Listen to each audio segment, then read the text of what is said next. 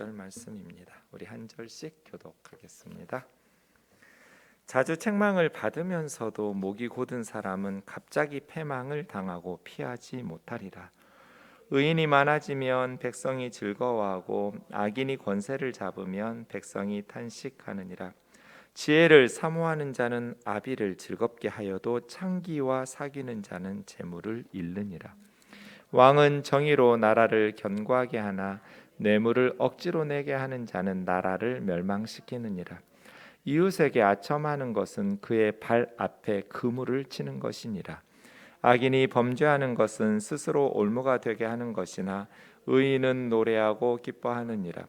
의인은 가난한 자의 사정을 알아주나 악인은 알아줄 지식이 없느니라. 거만한 자는 성읍을 요란하게 하여도 슬기로운 자는 노를 그치게 하느니라. 지혜로운 자와 미련한 자가 다투면 지혜로운 자가 노하든지 웃든지 그 다툼은 그침이 없느니라. 피 흘리기를 좋아하는 자는 온전한 자를 미워하고 정직한 자의 생명을 찾느니라.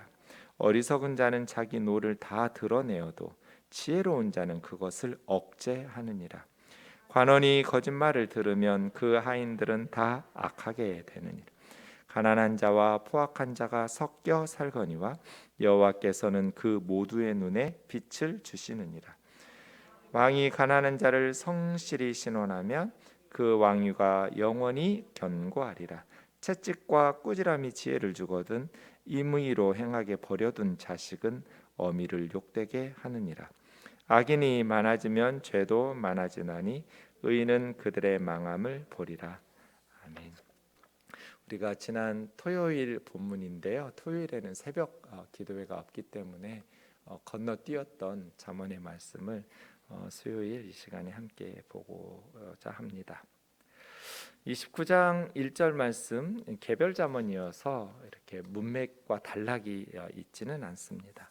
한 구절씩 이렇게 보거나 이렇게 연결 지으려면 이렇게 느슨하게 반드시 앞뒤 구절을 연결해서 해석을 하지 말고 좀 느슨한 연결을 해서 해석하는 건 괜찮을 것 같습니다.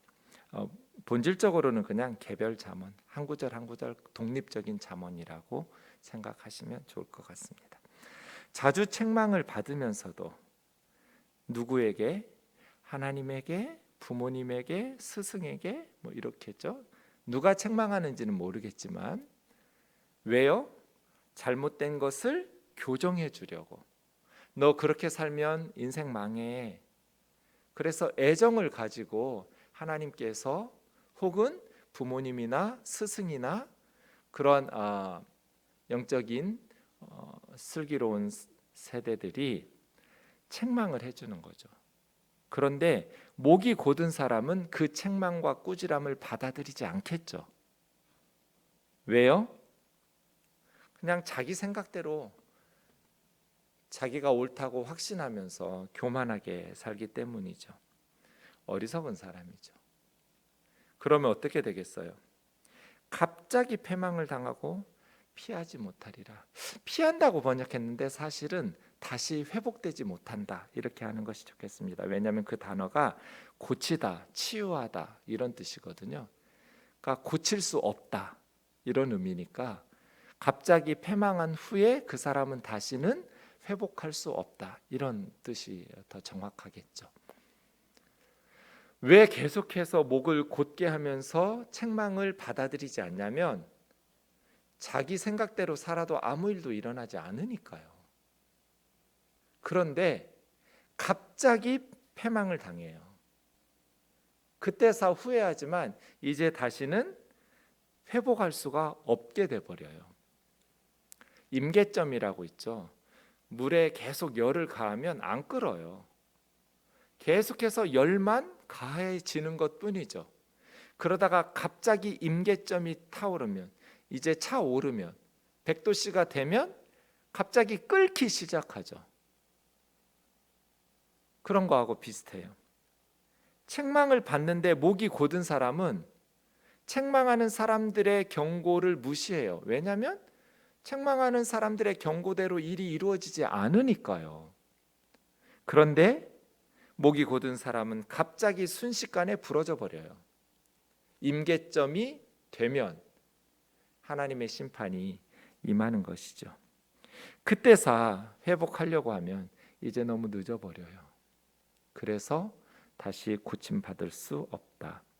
책망과 꾸지람을 잘 수용하는 사람이 지혜로운 사람이다.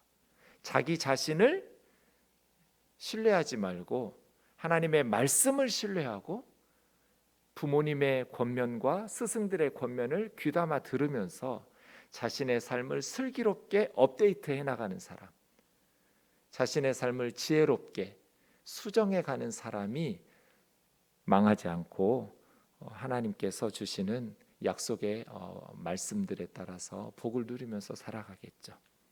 우리는 어떻게 살고 있나요? 책망의 말씀들을, 이거는 제가 목회하다 보니까 젊은 사람들이라고 해서 잘 받아들이는 것 같지는 않아요. 나이 드신 분들이라고 해서 자기 어떤 주관이나 자기 인생에 그것이 딱딱하게 굳어져 버려서 수용을 못하지 않더라고요. 이것은 나이하고 상관없어요. 어떤 분들은 60, 70, 80이 돼도 하나님의 말씀을 깨닫고 고치려고 노력하세요. 평생 그렇게 삶의 습관이나 가치관이 딱딱하게 굳어져 버린 것 같지만 그렇지 않더라고요. 슬기로운 그리스도인들은 나이가 많은, 경험이 많음에도 불구하고 깨닫고 고치려고 해요. 그런데 어리석은 젊은이들은 20대인데도 70대, 80대 같은 가치관과 삶의 자세를 가지고 도무지 고치려고 하지 않는, 딱딱하게 굳어져 버린 가치관과 생활 습관을 고집하는 그런 젊은이들도 많이 있더라고요. 그래서 대개 어렸을 때는 잘 변하지만 나이가 들면 안 변한다 하는데, 물론 어느 면에서 맞는 말일 수도 있겠지만 제가 현장에서 목회를 한 필드 사역자의 경험으로 보면 나이하고 큰 차이 없다. 개개인의 삶에 대한 태도, 신앙의 태도가 다르더라고요. 그래서 언제나 우리는 말씀 앞에서 겸손해야 되고, 항상 하나님 앞에서 어린아이처럼 하나님의 말씀을 통해서 배우려는 학생의 입장에서 하나님께서 주시는 지혜의 말씀, 생명의 말씀들을 듣고 자신의 생각이 바뀌면 행동이 바뀌죠. 그 바뀐 행동이 반복되면 습관이 돼요. 새로운 습관. 그러면 열매를 맺게 되죠. 삶이 변화되는 거예요. 변화라는 건 언제나 그렇게 시작되죠. 말씀을 들으면서 생각이 먼저 바뀌어야 돼요. 생각만 바뀌고 끝나면 삶의 변화는 없어요. 그 바뀐 하나님의 말씀을 듣고 깨달은 생각으로 행동이 바뀌어야 돼요. 언행이 바뀌어야 돼요. 한두 번 바뀌었다고 해서 삶이 변하지는 않아요. 그 말씀의 생각이 변한 대로 행동이 변한 것을 반복해야 돼요. 그러면 반드시 습관이 바뀌기 때문에 삶이 변해요. 이것을 영적 성숙이라고 그래요. 영적으로 성숙해진다는 것은 변한다는 거잖아요. 말씀으로 변하는 거거든요. 변하려면 어떻게 해야 돼요? 생각이 변해야 돼요. 그래서 마음을 계속 이야기하는 거예요. 마음이 변해야 된다. 마음을 새롭게 함으로 이 세대를 본받지 말고 변화를 받아서 하나님의 선하시고 기뻐하시고 온전하신 뜻이 무엇인지 분별한 그 마음은 감정이 아니에요. 마인드, 생각이에요. 마음이 변해야 돼요. 생각이 변해야 돼요. 그것이 행동의 변화로, 그 변화된 행동의 습관이 될 때 이제는 성숙한 그리스도인으로서 하나님이 약속하신 말씀의 복들을 열매 맺으면서 살아갈 수 있게 되겠죠. 지혜로운 사람은 책망을 받으면서 자신을 변화시켜 가고 영적으로 성숙해 가는데, 어리석은 사람은 목이 곧아서 갑자기 부러져 버린다. 의인이 많아지면 백성이 즐거워하고 악인이 권세를 잡으면 백성이 탄식하느니라. 물론 많아진다라고 말할 수도 있는데요, 그 다음에 악인이 권세를 잡는다고 했으니까 많아진다라는, 숫자가 많아진다라는 뜻보다는 의인이 힘을 얻으면, 세력을 잡으면, 이렇게 하는 것이 더 좋을 것 같아요. 많아지면이라고 번역하는 것이 틀린 건 아니지만 세력을 얻으면, 권세를 잡으면 이라는 뜻이 있거든요, 원문으로 보면. 그래서 의인이 세력을 얻으면 백성이 기뻐해요. 왜 그럴까요? 그 의인은 백성들을 위해서 자신에게 주어진 권력을 사용하니까요. 그 의인이죠. 그래서 의인이 권세를 잡으면 그 권세를 백성들을 위해서 사용하기 때문에 백성들이 기뻐하고, 악인이 권세를 잡으면 그 권력을 자기 자신을 위해서 사용하기 때문에 그 악인은 백성들을 압제하고 탄압하고 부정부패하고, 그래서 결국 나라가 부패해지고 공동체가 무너지기 때문에 백성들이 탄식하겠죠. 우리의 성공을 다른 사람들이 기뻐할 수 있도록 의롭게 살아야겠죠. 지혜를 사모하는 자는 아비를 즐겁게 하여도 창기와 사귀는 자는 재물을 잃느니라. 지혜를 사랑하는 자녀는 아버지뿐이겠어요? 어머니의 기쁨이 되겠죠. 부모의 기쁨이 되겠죠. 왜요? 지혜를 사모하고 사랑하는 사람은 하나님을 경외하고 하나님의 말씀에 순종하고, 그래서 하나님의 사랑을 받고 사람들에게도 존경을 받고, 그런 자녀들을 둔 부모는 너무나 행복하겠죠.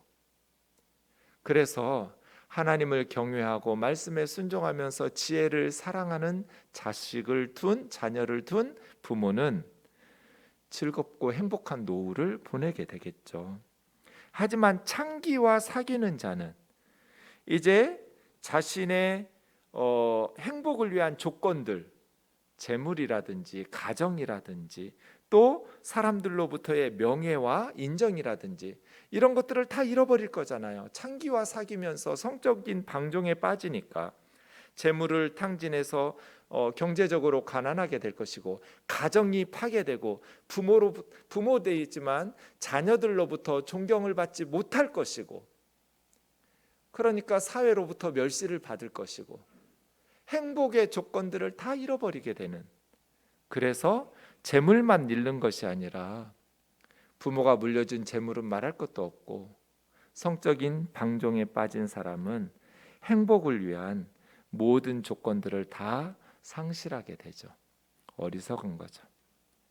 왕은 정의로 나라를 견고하게 하나 뇌물을 억지로 내게 하는 자는 나라를 멸망시키느니라. 이 정의라고 번역된 게 미시파트예요. 미시파트는 공정한 재판이에요. 여러분, 정의가 뭐예요? 공정한 재판은 죄 없는 사람은 무죄라고 선고해주고 죄 지은 사람은 유죄라고 선고해주는 게 공정한 재판, 미시파트예요. 그때는 삼권 분립이 없었기 때문에 공정한 재판이 사법, 입법, 행정 모든 것을 아우를 수 있는 왕이니까요. 그래서 공정한 정치라고 말할 수 있겠죠. 정의는 1등에게 1등이라고 말하는 게 정의예요. 무죄에 무죄를 선언하고 유죄에 유죄를 선언하는 것. 그러면 나라가 어떻게 되겠어요? 1등 한 사람한테 1등이라고 말해주니까 실력 있는 사람들이 반칙이 허용되지 않으니까요. 실력을 기르려고 하겠죠. 모든 분야에서. 그러면 그 나라는 실력을 기르기 때문에 견고하게 세워지겠죠. 그런데 뇌물을 억지로 내게 하면, 뇌물을 받으면 나라가 어떻게 되겠어요? 3등 한 애를 1등이라고 말하겠죠. 뇌물 받고. 그럼 그 사회는 어느 분야든지 실력을 기르는 것보다는 뇌물을 갖다 바쳐가지고 자기가 3등 했는데도 5등 했는데도 1등이 되는 그런 나라가 될 거잖아요. 그러면 그 나라는 건강한 사회 질서가 깨뜨려지기 때문에 결국 다른 나라의 경쟁력에 뒤처져서 멸망하겠죠. 정치라는 것은 축구 심판 같은 거예요. 대통령은 경제를 살리는 사람이 아니에요. 경제는 기업인들과 백성들이 하는 거죠. 정치는 축구 심판이 골 넣는 사람 아니잖아요. 선수들이 골을 넣고요. 정치하는 축구 심판처럼 통치자는 공정하게 정의로운 사회를 만들면 돼요. 반칙한 선수에게 옐로 카드 내밀고 심각하면 레드 카드로 쫓아내고, 정직하게 룰을 지켜가면서 실력 있게 열심히 성실하게 뛰는 선수에게는 자기 역할을 잘 할 수 있도록 배려하면서 공정하고 정의로운 사회를 만들면 나라는 견고하게 되어 있어요.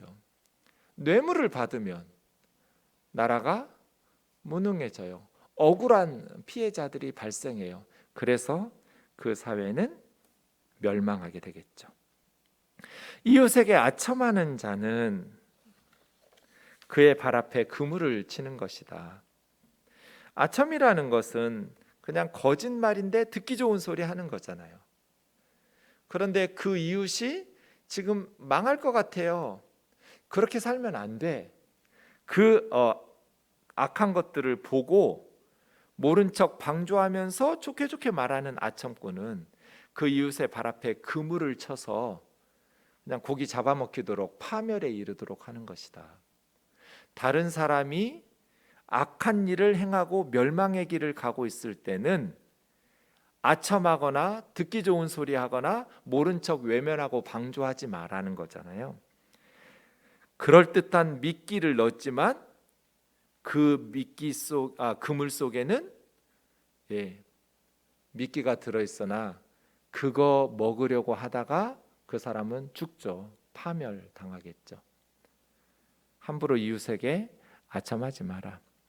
악인이 범죄하는 것은 스스로 올무가 되게 한, 악인이라는 것은 수단 방법 가리지 않고 이기적으로 사는 사람이잖아요. 그럼 더 잘 살아야 될 것 같은데 부메랑이 돼서 올무가 되게 하는 것이다. 악인이 수단 방법 가리지 않고 자기 이익만 챙기는데 그건 바보짓이다.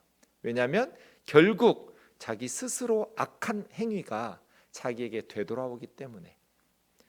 그 악인이 올무에 걸려서 패망하는 것을 보면 의인은 노래하고 기뻐하겠죠. 하나님의 은혜를 찬양하게 될 거예요. 왜요? 공의로운 하나님의 심판을 의인은 기다렸거든요. 그 악인들이 제거되어야 공동체가 행복해지니까요. 의인은 가난한 자의 사정을 알아주지만 악인은 알아줄 지식이 없느니라. 의인이라는 것은 하나님과의 바른 관계, 이웃과의 바른 관계를 맺으면서 사는 사람을 의인이라고 하거든요. 단순히 도둑질 안 하고 강도짓 안 하고 이런 게 의인이 아니고요. 바른 관계예요. 체데카라는 것은. 하나님과의 바른 관계를 맺은 사람은 이웃과의 바른 관계를 맺으면서 가난한 자, 꼭 경제적인 것뿐 아니라 경제적으로, 사회적으로 그 가난하고 연약한 백성들을 업신여기거나 멸시하지를 않죠. 그들의 권리를 존중해요. 하나님의 형상이라는 것을, 하나님의 백성이라는 걸 알기 때문이죠. 그래서 의인이에요. 가난한 자의 사정을 알아주죠. 그 가난한 자들이 어려움을 당할 때 그 아픔을 함께 공감하면서 그들을 격려하고 도와주고 위로하죠. 그런데 악인은 그 가난한 자들의 사정을 알아줄 지식이 없느니라. 특별히 무슨 악한 짓, 강도짓을 해서가 아니라 이기적으로 자기만 그 고통받는 연약한 사람들에게 관심도 없고 공감 능력도 없는 거예요. 그게 악인이에요. 한 달란트 맡은 사람 3가지 평가 있다고 했잖아요. 악하다, 게으르다, 무익하다. 그 사람 뭐 강도짓도 안 하고 살인도 안 했고 뭐 간음도 안 했어요. 그냥 한 달란트 땅에 파 묻었어요. 그리고 주인에게 돌려줬어요. 무슨 악한 짓을 했어요? 관계가 틀어졌잖아요. 주인에 대한 관계, 하나님인데요. 하나님과의 관계가 어그러졌어요. 하나님과의 관계가 어그러지니까 열심히 실력을 기르면서 2달란트, 5달란트 받은 사람처럼 어려운 이웃들을 돕기 위해서 성실하게 살지도 않은 거잖아요. 자기에게 맡겨주신 직분과 사명도 다 잊어버리고 그냥 땅에 파묻고 게으르게, 그래서 악하고 게으른 종, 하나님에게나 이웃에게나 도움이 되지 않는 무익한 종, 바깥 어두운 데 내쫓으라고 말씀하시는 거잖아요. 그래서 이 악한 사람이라는 것은 꼭 무슨 강도짓하고 도둑질하고 이래서 악한 짓이 아니라, 그 당연히 악한 짓이지만 연약한 사람들의 그 고통을 알아줄 지식이 없는 사람, 고통받는 사람들, 지금 3초에 한 명씩 애들이 굶어 죽고 있다고 해도 관심도 없고 공감 능력도 없고 악한 거예요. 뭐가 없어요? 지식이 없어요. 하나님을 아는 지식이 없고 하나님의 뜻, 하나님의 말씀을 아는 지식도 없는 거예요. 하나님을 아는 지식이 없으니까 가난한 자들의 사정을 알아줄 지식도 없는 거죠. 그래서 악하다고 말해요. 거만한 자는 성읍을 요란하게 하여도 슬기로운 자는 노를 그치게 하느니라. 교만한 사람들은 자기만 옳은 줄 알아요. 그래서 남의 말은 안 들어요.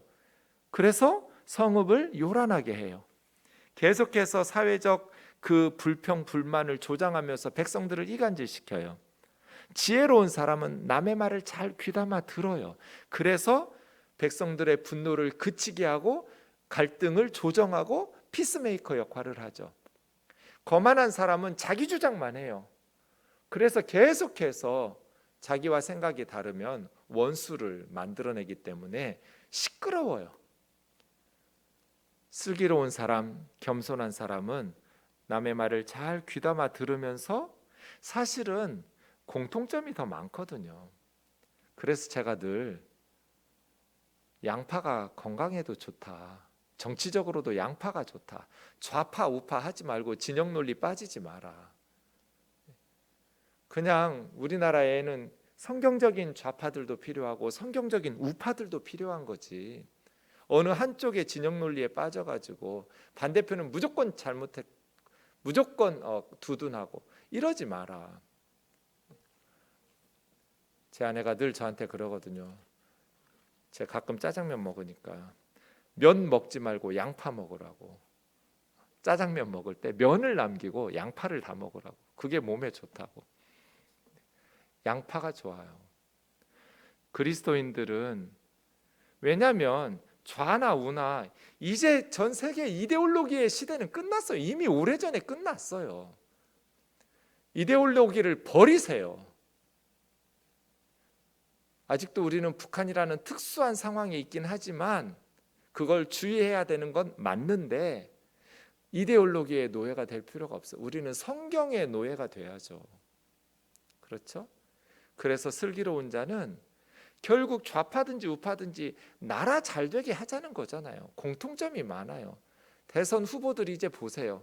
공약들 보면 큰 차이 없어요. 여야 가릴 것 없이. 공통점이 훨씬 많아요. 그러면 공통점들을 함께 이야기하면서 차이가 나는 것들은 어떤 것들이 더 좋은지 우열을 가리고 슬기롭게 성숙한 시민의식을 가지고 백성들을 설득하고 상대방도 설득해 가면서 갈등과 분노를 그치게 만드는 피스메이커가 돼야죠. 모든 장벽을 허물어뜨리는 예수님 사역 보세요. 사마리아 가시잖아요. 그래서 그들을 허물잖아요. 장벽들을. 남성과 여성의 차별이 엄청났던 그 시절에 남녀의 장벽을 허물어 버리시잖아요. 세리들, 창기들, 가난한 사람들, 예수님은 그들의 사정을 알아주신 분이거든요. 그래서 모든 갈등과 장벽들을 허물어요. 예수님의 12제자 보면 독립운동가인 열심당 출신들도 있고요, 마태 같은 세리, 매국노도 들어있어요. 정말 상종도 안 하던 사람들이에요. 그런데 12제자 그룹 안에 정치적 성향으로 보면 극단의 사람들이 들어와 있어요. 교회는 그런 것이죠. 예수님의 제자는 그런 거예요. 거기서 훈련이 되니까 평화, 하나님의 은혜 안에서 서로의 허물을 덮어주고 용납하고 관용하고 사랑하고 그리스도의 영 성령 안에서 함께 하나님의 나라를 섬기다 보니 세상을 변화시킬 수 있는, 노를 그치게 하고 갈등을 봉합하면서 하나됨을 이루어서 시대적 사명을 감당하게 하는, 남쪽에서 이렇게 싸워서 언제 우리 시대적 사명인 통일을 이룰 거예요? 전라도니 경상도니 충청도니 수도권이니 이렇게 갈등을 심각하게 조장해가는 리더들을 나만 옳다고 생각하고 상대방을 존중할 줄 모르는 리더들을 골라낼 줄 아는 슬기로움이 필요해요. 거만한 자는 자기만 옳기 때문에 성읍을 요란하게 해요. 슬기로운 자는 백성들의 갈등을 조정하면서 분노를 그치게 해요. 나라를 위해서 리더들이 너무나 중요하잖아요. 기도를 정말 많이 해야 될 것 같아요. 지혜로운 자와 미련한 자가 다투면 어떻게 될까요? 지혜로운 자가 화를 내든지 웃든지 그 다툼은 그침이 없어요. 왜 그럴까요?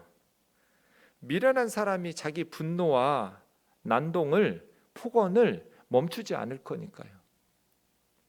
그래서 함부로 미련한 자를 교정해 주려고 달려들면 안 돼요. 그게 사소한 것으로 시작해서 다툼이 되고 싸움이 되면 지혜로운 자가 화를 내든지 웃으면서 말을 하든지 미련한 사람은 그의 폭언과 분노를 멈추려고 하지 않을 것이기 때문이에요. 피 흘리기를 좋아하는 사람, 이건 이제 생명을 존중하지 않는 사람이죠. 다른 사람의 생명을 존중하지 않는 피 흘리기를 좋아하는 사람은, 온전한 자는 바르게 사는 정직한 사람이겠죠.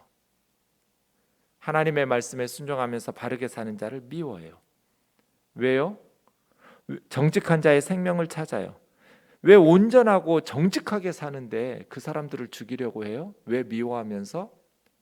피 흘리기를 좋아하는 이 악한 사람들은 온전한 사람들과 정직한 사람들이 자기의 악한 계획을 반대하면서 걸림돌이 되니까. 정직하게 사는 것, 의롭게 살려면 순교를 각오해야 돼요. 역사를 보세요. 피 흘리기를 좋아하는 자는 온전하고 정직한 자의 생명을 제거한 역사가 얼마나 많았어요. 저는 20세기가 너무 끔찍했어요. 1, 2차 세계대전으로 시작해서 인류 역사 가운데 이렇게 많은 사람을 죽인 때가 있었던가. 지난 20세기는 너무나 피 흘리기를 좋아하는 자들이 온전한 자와 정직한 자를 많이 죽였어요. 그런데 21세기가 되었지만 여전히 이 땅은 미얀마에서 또 온 열방에서 피 흘리기를 좋아하는, 생명을 귀하게 여길 줄 모르는 자들이 정직하고 온전한 자들을 희생시키고 죽이는, 그러나 하나님께서 지키셔서 언젠가 하나님의 심판을 이루시겠죠. 11절입니다. 어리석은 자는 자기의 노를 다 드러내고 지혜로운 자는 분노를 억제하면서 참아요. 화를 내야 될 때가 있죠. 그런데 잠언은 계속 반복해요. 화를 내는 건 좋은데 급하게 화를 내는 건 미련한 사람이다. 더디 의로운 마땅한 분노라 할지라도 자기 감정을 억제하는 법을 습득해야 된다는 거예요. 참는 법을 습득해야 돼요. 왜냐하면 자기 노를 다 급하게 드러내버리면 선한 결과를, 열매를 맺을 수가 없기 때문이에요. 그래서 지혜로운 사람은 자기 분노를 참을 줄 안다. 미련한 사람은 분노를 참을지 모르고 다 드러낸다. 그래서 관계 다 깨뜨리고 일을 다 망쳐놓고 뒤끝은 없어 그렇게 말해요. 아주 그냥 한 대 때려주고 싶어요. 자기가 다 망쳐놓고 자기는 다 쏟아냈으니까 뒤끝이 없겠죠. 그 화와 분노를 받아낸 당한 사람이 뒤끝이 생기겠죠. 여러분, 뒤끝 없다는 말에 속지 마세요. 성경은 뒤끝 없으면 괜찮다는 구절이 없어요. 감정을 억제해라. 분노를 조절해라. 그래서 슬기롭게 상황을 해결해 나가라는 거죠. 관원이 거짓말을 들으면 하인들은 다 악하게 되는 일이에요. 관원이라고 말했는데요, 원래는 마샬이라는 게 통치하다, 다스리다거든요. 그거의 명사형이니까 통치자예요. 왕 같은 사람이에요. 뭐 어떤 지역으로 하면 지역의 우두머리인 관원이라고 할 수 있겠지만요, 통치자가 거짓말을 듣는다는 건 뭐예요? 아첨하는 측근들의 말을 듣는 거죠. 정직한 말이 아니에요. 그러면 신하들은 다 부패하게 된다는 거예요. 그래서 탑 리더는 정직해야 돼요. 쓴소리를 하는 신하를 가까이 하고 귀하게 여길 줄 알아야 돼요. 그런데 이것도 참 쉽지 않죠. 아첨하고 잘한다 잘한다 하는 칭찬하는 소리에 그 달콤한 아첨에 그 거짓말을 들어주기 시작하면 정직하게 말하는 사람은 사라질 거고요. 악한 신하들만 그 왕을 애워싸게 되어서 결국 그 측근들의 비리를 막아내지 못하고 정권은 무너질 거예요. 관원이 거짓말을 들어주면 신하들은 다 악하게 된다. 가난한 자와 포악한 자가 섞여 살거니와 여호와께서는 그 모두의 눈에 빛을 주시느니라. 가난한 자, 포악한 자, 이게 에덴의 동쪽 같아요. 에덴 동산에서 추방당한 이 세상이 가난한 자도 있고 포악한 자도 있죠. 죄와 허물이 많아요, 세상에. 그런데 하나님께서 가난한 사람의 눈에도 빛을 주시고 포악한 사람의 눈에도 빛을 주셔요. 무슨 뜻이에요? 가난한 사람도 하나님의 은혜로 살아가고 포악한 사람도, 악을 행하는 사람도 하나님의 은혜로 살아가요. 하나님 다 지켜보고 하나님의 은혜로 살아가는 거예요. 포악한 사람들은 자기 힘으로 자기 꾀로 살아가는 것 같지만 그렇지 않습니다. 그래서 하나님이 심판을 임하시면 지옥은요, 하나님이 그동안 사람들에게 베푸신 은혜를 거둬들인 곳이 지옥이에요. 저는 지옥을 그렇게 생각해요. 하나님께서 특별히 뭔가 나쁜 거 안 해도 그냥 하나님께서 그동안 우리 인간들이 예수를 믿으나 안 믿으나 하나님의 일반 은총을 누리고 살잖아요. 포악한 자의 눈에도 하나님께서 빛을 주시거든요. 시력을 하나님이 주신 거예요. 그런데 하나님의 심판이 그 포악한 자에게 임하면, 지옥으로 가면 그동안 그에게 하나님께서 베푸셨던 은혜들이 다 제거돼요. 그럼 거기 지옥이에요. 왜 나에게 이거 안 주느냐고, 하나님 거 가지고 누린 게 감지덕지한 거지. 하나님께서 악하게 행하는 포악한 자들에게 더 이상 내 거 안 줄 거야 한다고 그래서 뭐 할 말 있겠어요? 하나님의 은총을, 하나님의 은혜를 누리고 살 때 겸손하고 믿음으로 바르게 살았어야겠죠. 하나님께서는 부유한 사람만 눈에 빛을 주시지 않아요. 의로운 사람들에게만 눈의 시력을, 빛을 주시지 않아요. 가난한 자에게도 빛을 주시고 포악한 자에게도 빛을 주신다. 하나님의 은혜로 이 땅의 모든 사람들은 살아가고 하나님께서 모든 인생의 삶을, 생명을 돌보신다는 뜻이죠. 왕이 가난한 자를 성실히 신원하면, 가난한 사람들, 꼭 뭐 경제적인 것뿐 아니에요. 사회적으로, 신분적으로 연약한 백성들을 성실하게 억울함을 풀어주면, 신원한다라는 것은 보복한다는 거니까요. 연약한 백성들의 억울함을 성실하게 풀어주면 그 왕의 왕권은 영원히 견고하게 돼요. 왜요? 하나님께서 함께 하실 테니까요. 정의로운 사회가 지속 가능성이 있는 거예요. 그 사회가 불의하면 무너지겠죠. 채찍과 꾸지람이 지혜를 주거든 임으로 행하게 버려둔 자식은 어미를 욕되게 하느니라.